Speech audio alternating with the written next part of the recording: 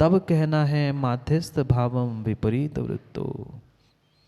जब सामने वाले की वृत्ति हमें विपरीत दिखे, कहने पर भी समझाने पर भी वो नहीं समझ रहा है, नहीं कर पा रहा है, फिर कहना है विपरीत वृत्ति में हमें माध्यस्थ होना होगा। क्योंकि ये पक्का मानना नाना प्रकार के जीव है, नाना प्रकार के उनके कर्म हैं और नाना प्रकार से उनकी परिणति होती रहेगी। ऐसा हो ही नहीं सकता, ऐसा हो ही नहीं सकता। क्या माँ एक घर में रहने वाले सभी बच्चों की परिणति एक सी है? क्या एक घर में रहने वाले सभी भाइयों की परिणति एक सी है? नहीं है। जब सबकी एक घर में रहने वालों की परिणति एक सी नहीं होती, सभी एक देश, राष्ट्र, समाज में रहने वालों की परिणति एक से कैसी संभव है? हम व्यर्थ में एक सा करने के लिए प्रयास करते हैं। प्रयास नहीं करो, क्योंकि पुरुषार्थ तुम्हारा व्यर्थ जाएगा। पुरुषार्थ अगर करना है तो अपने स्वयं के भावों पर करो, क्योंकि लोगों का काम तो है ही, लोगों का काम है ही कहना। लोग कुछ ना कुछ कहते ही रहेंगे। अच्छा करोगे तो कहेंगे कहाँ गए चक्रे जी, बैठे क्या? चाहे तुम अच्छा करो राजकुमार जी, सो कहेंगे, नहीं करेंगे सो कहेंगे। हाँ, ये परम सत्य है, क्योंकि ये हमारी जीवन की, मनुष्य जीवन की एक आदत सी बन चुकी है कि कोई ने कुछ किया कि हमें कुछ कह नहीं है। क्योंकि ये तो मुख है। सुबह कह रहे थे हड़िया पे तो, हड़िया नहीं जानते? हड़िया पे तो पारा रखो जा सकत माँ, पर इस हड़िया पे कोई पारा नहीं, कोई बंदिश नहीं है, जो आए सो बोलो। तब जब विपरीतता हो, निंदा हो, तब हमें समझना है कि ठीक है, जीवों का काम है ही निंदा करना। उस निंदा उसी की होती है पीयूष भाई जो जिंदा होता है। निंदा उसी की होती है जो जिंदा है। भले ऐसे पर्याय में हो जिंदा या मन में जिंदा है, कहीं ना कहीं जिंदा है, तभी तो निंदा है। हाँ, ये परम सत्य है। कभी निंदा कभी तारीफ, कभी निंदा कभी तारीफ। लालू सुन लो चार पंक्ति, क्यों तारीफ करने की तुम्हारी आदत है ना।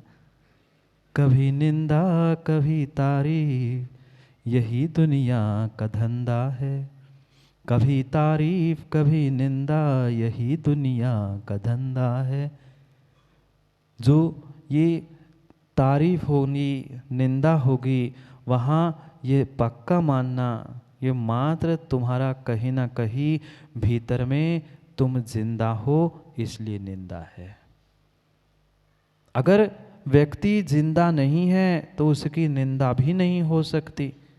इसलिए तुम अच्छा करो बुरा करो, उसमें पहले हमें ये सोचना है कि हमने अगर सम्य क्रिया की है तो हमें किसी की निंदा से न डरना है, न किसी की तारीफ की हमें चाहत है।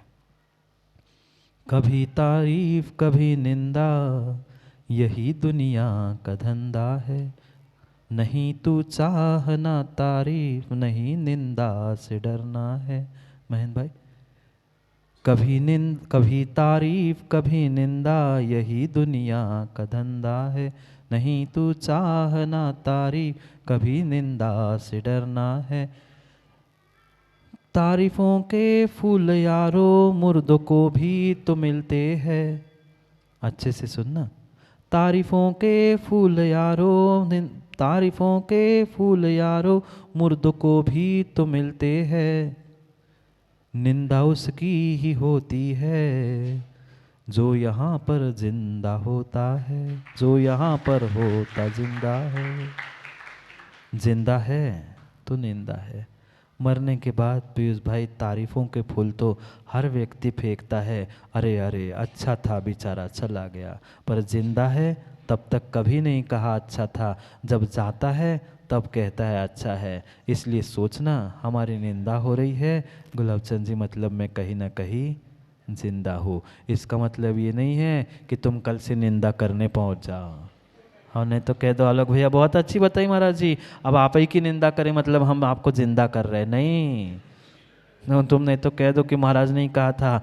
मैं कह क्या रहा हूँ वो समझो, अभिप्राय को समझो। कोई दूसरा हमारी निंदा करे, तारीफ करे, तब हमें है ये माध्यस्थ भाव रखने हैं कि उनका तो काम है वे करते रहे, हमें अपना काम करना है।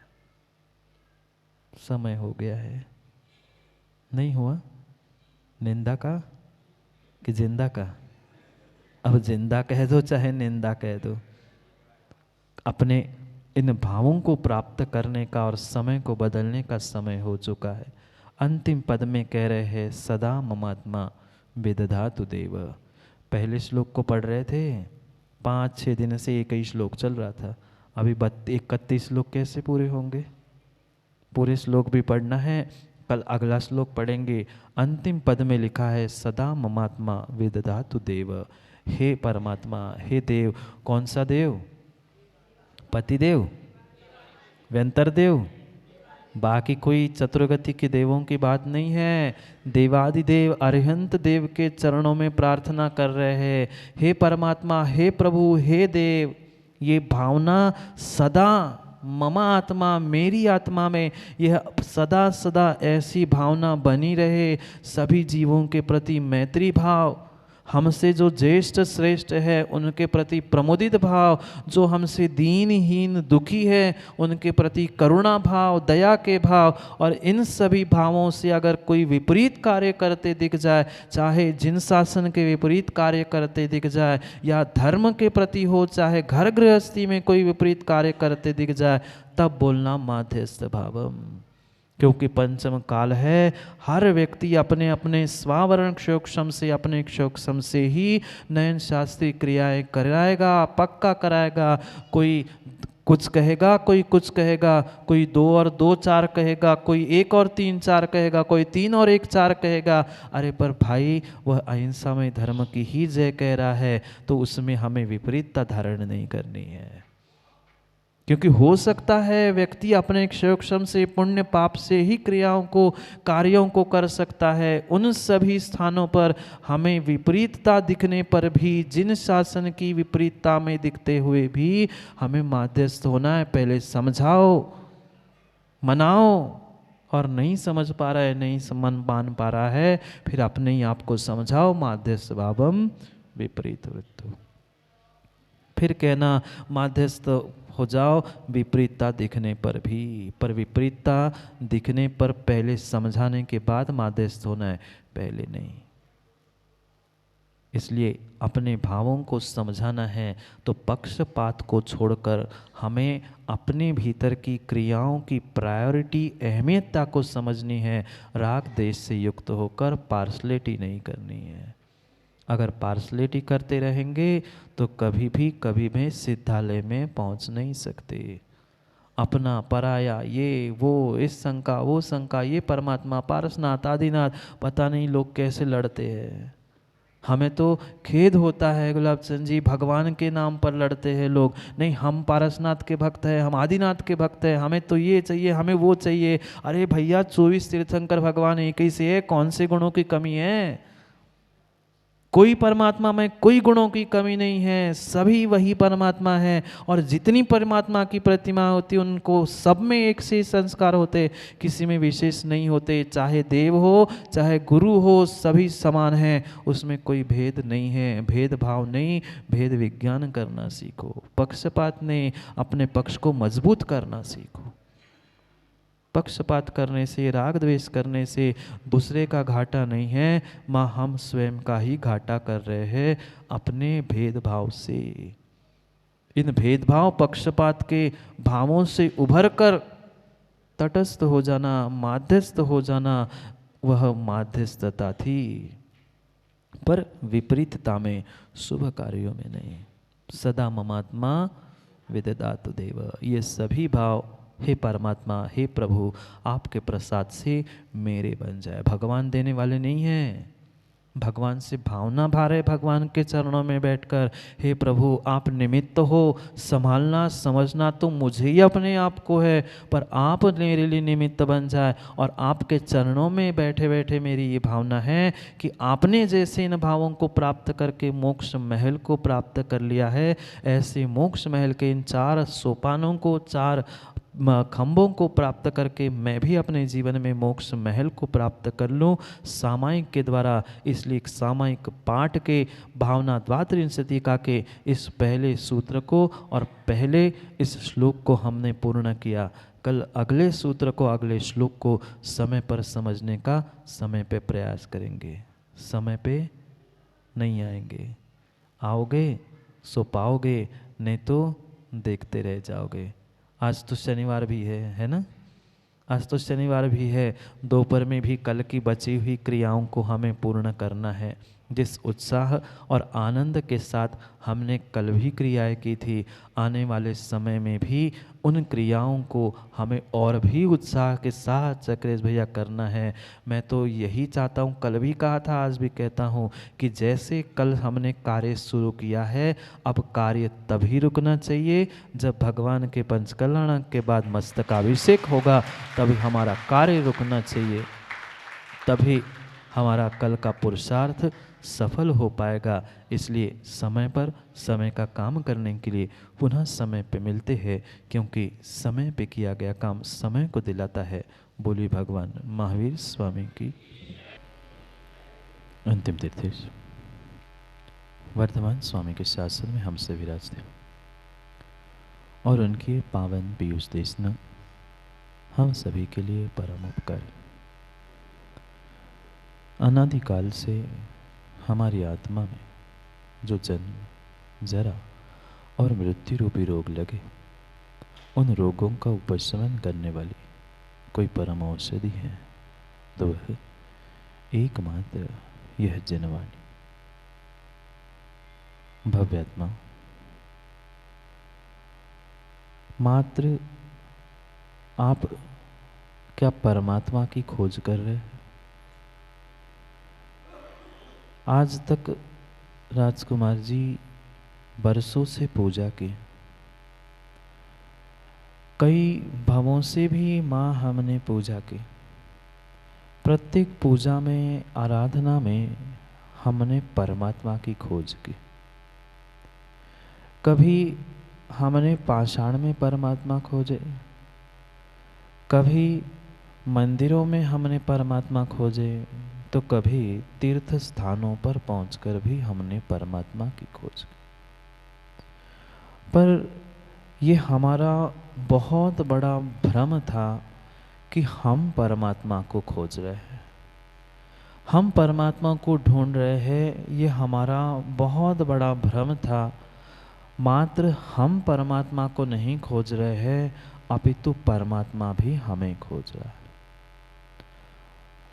हो सकता है आपको अभी थोड़ा सा अटपटा सा लगे, पर परम सत्य बात यही है कि मात्र हम परमात्मा की खोज नहीं कर रहे हैं, अपितु रवि भाई परमात्मा भी हमारी खोज कर रहा है।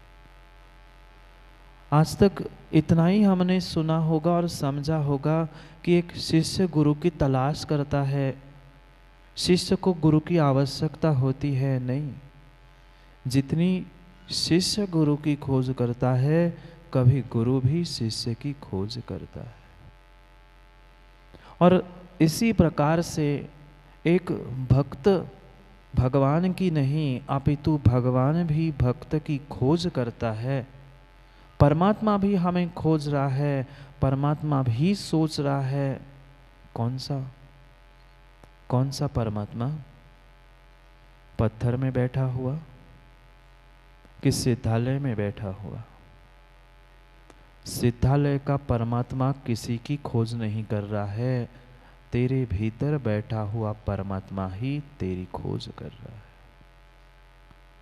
अगर वह परमात्मा भी आवाज करता तो कहता, वह भी सोचता और वह भी बोलता कि कब तक इस संसार की भोगों की नालियों में तो उलझा रहेगा। चाहे शायद सिद्धालय के परमात्मा भी अगर बोलते होते और सोचते होते तो वो भी यही सोचते और यही कहते, तू कब तक इस भोगों की नाली में जन्म मरण करता रहेगा? क्या मैं परमात्मा नहीं हूँ? क्या मैं परमात्मा शक्ति से युक्त नहीं हूँ? हूँ तो, पर फिर भी हमने हूँ करना नहीं छोड़ा। क्यों नहीं खोज पाए हम अपने भीतर के परमात्मा शक्ति को, जो वास्तव में मैं हूँ? उस परमात्मा शक्ति को तो हमने नहीं पहचाना।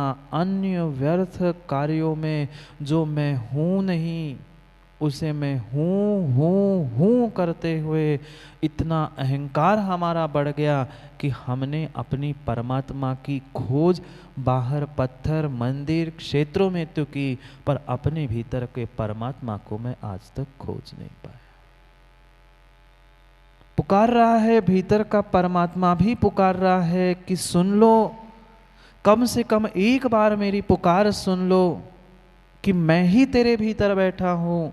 आज जो कुछ भी वेदी पर, जो कोई वेदी पे बैठा है, सिद्धालय पे बैठा है, वह मेरा ही स्वरूप है, मेरा ही स्वरूप है। पर क्या करे, क्या करे माँ, अनादि के ऐसे ऐसे विषय कषाय के संस्कार हमारे भीतर पड़े हैं, या ऐसा कह दो इन भोगों की नालियों में हम इतने रचे पचे हैं कि हमें स्वयं को ही विवेक होश नहीं है कि मैं एक परमात्मा शक्ति से परिपूर्ण भगवान आत्मा हूँ।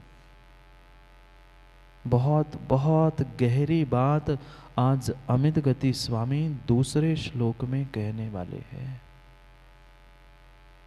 पहले श्लोक का व्याख्यान हमने समझा, क्योंकि प्रवेश हमें सामायिक में करना था। समता परिणामों को धारण करने के लिए 4 सूत्री कल हमने पढ़ी थी। अब आगे बढ़ाते हुए आचार्य महाराज द्रव्य दृष्टि प्रदान कर रहे हैं। कौन सी द्रव्य दृष्टि महेंद्र भाई? द्रव्य दृष्टि। हमें तो एक ही द्रव्य दिखता है और एक ही अर्थ दिखता है, उस अर्थ के पीछे कितना अनर्थ कर दिया।